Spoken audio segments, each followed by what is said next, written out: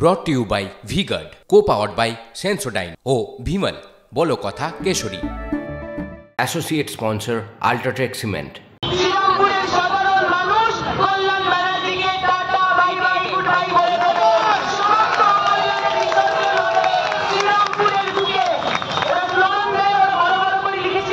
ছাত্রনেত্রী হিসেবে উত্থান শুরু দীপশিতা, আর আজ লোকসভা ভোটের লড়াইতে অবতীর্ণ হয়েছেন তিনি।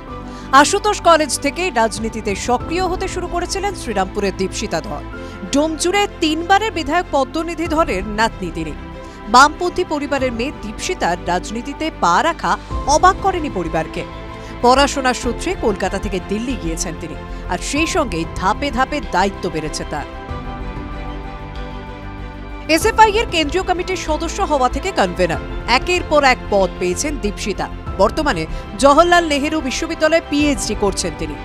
শ্রীরামপুরে সিপিএম প্রার্থী স্থাবর অস্থাবর সম্পত্তি কত জানেন? হলফনামায় দেওয়া তথ্য অনুযায়ী আয় বলতে কিছুই নেই দীপশিতা ধরে। হলফনামায় 2018-19 অর্থবর্ষ থেকে 2022-23 অর্থবর্ষ পর্যন্ত কোনো আয় করেননি বলে উল্লেখ করেছেন দীপশিতা। দীপশিতার হাতে রয়েছে নগদ 20,000 টাকা। 3টি সেভিংস অ্যাকাউন্টে বেশ কিছু টাকা গচ্ছিত রেখেছেন তিনি। একটি অ্যাকাউন্টে 4,30,910 টাকা, একটি অ্যাকাউন্টে 18,179 টাকা রয়েছে দীপশিতার। এছাড়া ইলেকশন অ্যাকাউন্টে রয়েছে 30,000 টাকা। মিউচুয়াল ফান্ড বা বীমায় তার কোনো বিনিয়োগ নেই। দীপশিতার নামে নেই কোনো গাড়ি, নেই কোনো মূল্যবান গয়নাও।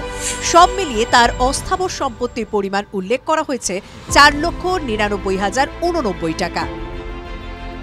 আর অস্থাবর সম্পত্তি, সেখানে দীপশিতার খাতা একেবারেই শূন্য। না আছে কোনো বাড়ি, না আছে কোনো জমি, না আছে অন্য কোনো সম্পত্তি। উল্লেখ্য, 2021-এর বিধানসভা নির্বাচনেও সিপিএম প্রার্থী করেছিল দীপশিতাকে। বালি বিধানসভা কেন্দ্রে তৃণমূল প্রার্থী রানা চট্টোপাধ্যায় ও বিজেপি প্রার্থী বৈশালী ডালমিয়ার বিরুদ্ধে লড়াইতে 22,000 ভোট পেয়ে তৃতীয় স্থানে ছিলেন দীপশিতা। এবার তার প্রতিপক্ষ তৃণমূলের কল্যাণ বন্দ্যোপাধ্যায় ও বিজেপির Kabir Shankar.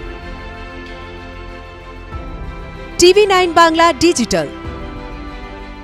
brought to you by V-Guard, co-powered by Sensodyne ও Bhimal বলো কথা Keshari. Associate sponsor Ultratech Cement।